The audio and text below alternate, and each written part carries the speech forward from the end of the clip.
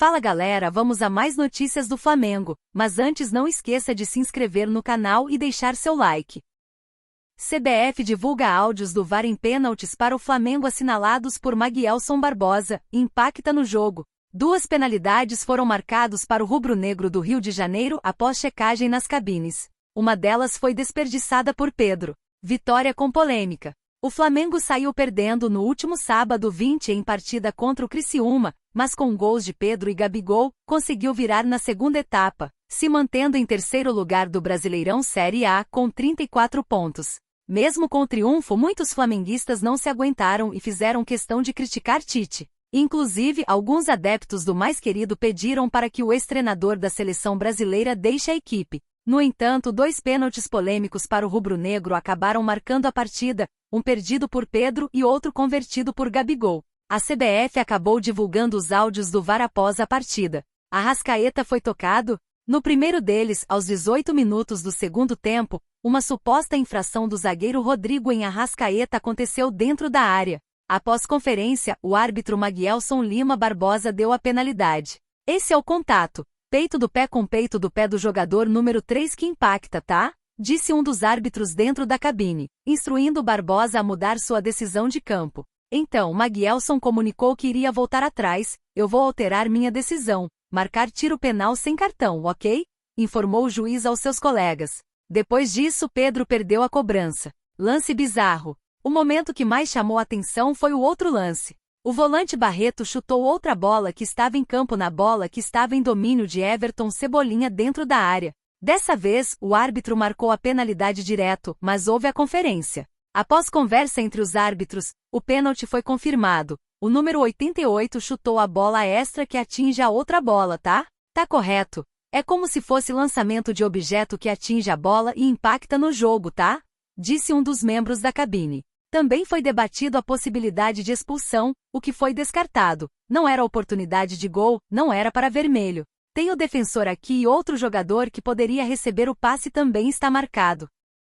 Arnaldo César Coelho confirma pênalti inusitado em Flamengo x Criciúma, mas alerta, interromper o jogo. O ex-árbitro concordou com a penalidade, mas destacou que o juiz da partida poderia ter interrompido o jogo quando a segunda bola entrou em campo. Vitória com um lance diferente. Com gols de Pedro e Gabigol, o Flamengo venceu o Criciúma por 2-1. A equipe carioca saiu perdendo, mas conseguiu a virada e os 3 pontos. O jogo virou assunto por um motivo bem inusitado.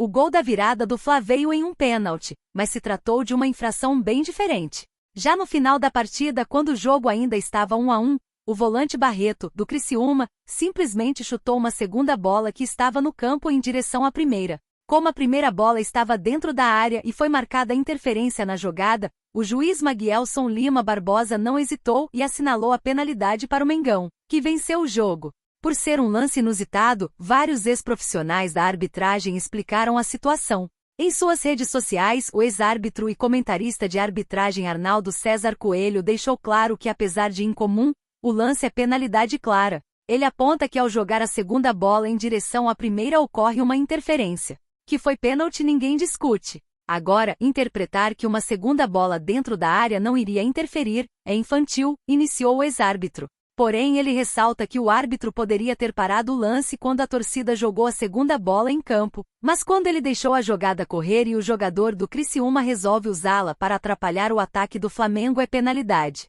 A jogada estava ainda na intermediária, daria tempo do árbitro interromper o jogo. Inexperiência dele, com a do zagueiro em chutar a bola uma contra a outra, completou Arnaldo César Coelho. Barreto explica a situação.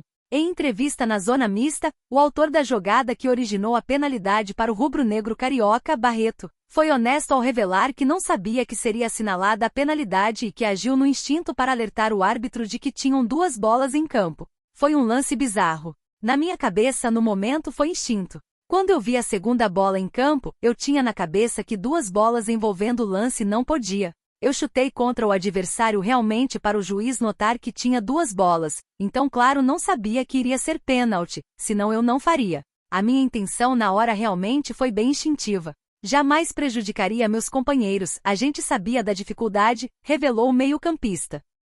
Gabigol fala sobre disputa com Pedro por pênaltis e revela-se a polêmica na escolha do batedor. Na vitória do Flamengo sobre o Criciúma por 2-1 neste sábado 20 pelo Brasileirão, os gols foram marcados por Pedro e Gabigol. Vitória do Flamengo. O Flamengo conseguiu uma virada emocionante e venceu o Criciúma por 2-1 neste sábado 20 no estádio Mané Garrincha em Brasília, em partida válida pela 18ª rodada do Campeonato Brasileiro.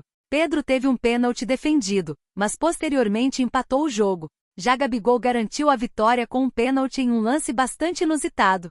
Confira as atuações na partida. O segundo pênalti foi assinalado em uma situação peculiar. O Flamengo estava no ataque quando uma segunda bola foi lançada ao campo pela torcida. Barreto, do Criciúma, chutou a bola extra em direção à bola em jogo, levando a arbitragem a marcar a penalidade. Com esta vitória, a equipe rubro-negra chegou a 34 pontos, ocupando a segunda posição do Brasileirão, mas ainda pode ser ultrapassada pelo Palmeiras. O Flamengo volta a campo na quarta-feira 24, enfrentando o Vitória em Salvador. Disputa de Gabigol com Pedro nos pênaltis. Na vitória do Flamengo sobre o Criciúma, os gols do rubro-negro foram marcados por Pedro e Gabigol.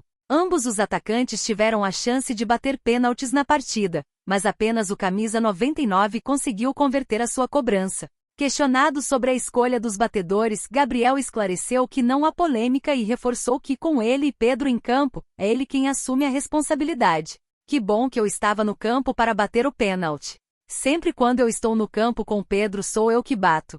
Mas sem polêmica nenhuma quanto a isso. Com o placar empatado, uma situação inusitada aconteceu. O meia Barreto, do Tigre, chutou uma segunda bola que estava no gramado, interferindo no ataque do Flamengo. Como resultado, o árbitro marcou o pênalti e Gabigol, com muita calma, converteu a cobrança e garantiu a virada para o mais querido. Gabigol faz declaração com tom de despedida. Gabigol fez uma declaração em tom de despedida durante a entrevista pós-jogo. Com o desempenho de hoje, o ídolo rubro-negro completou 7 partidas na competição e, de acordo com as regras da janela de transferências, não poderá se transferir para outro clube brasileiro nesta temporada. Gabigol não hesitou em expressar seu descontentamento com a diretoria, alegando que acordos feitos com ele não foram cumpridos. Minha vontade todos sabiam. Foram acordadas muitas coisas que não foram cumpridas. Não agiram de uma maneira boa com, na minha opinião, um ídolo, afirmou o atacante. Barreto explica o lance envolvendo o pênalti marcado a favor do Flamengo. Foi instinto. O polêmico lance se tornou o principal assunto do futebol durante o sábado 20. Esclareceu o lance. Em jogo válido pela 18ª rodada do Brasileirão Série A 2024, o Flamengo venceu o Criciúma pelo placar de 2-1, na Arena Mané Garrincha. O principal e mais comentado lance envolveu o pênalti de Barreto, que chutou uma segunda bola na que estava no jogo. O pênalti foi convertido pelo Gabigol, gol que decretou a virada no placar do confronto. Após o apito final, Barreto comentou sobre o lance com Everton Cebolinha para o Grupo Globo. Foi um lance bizarro. Foi instinto. Quando eu vi a segunda bola em campo, eu tinha na cabeça que 2 bolas, envolvendo o lance, não podia. Eu chutei contra o adversário para o juiz notar. Então, não sabia que seria pênalti. A minha intenção foi bem instintiva, para que o juiz notasse, disse Barreto após o final do jogo. O lance rendeu discussões.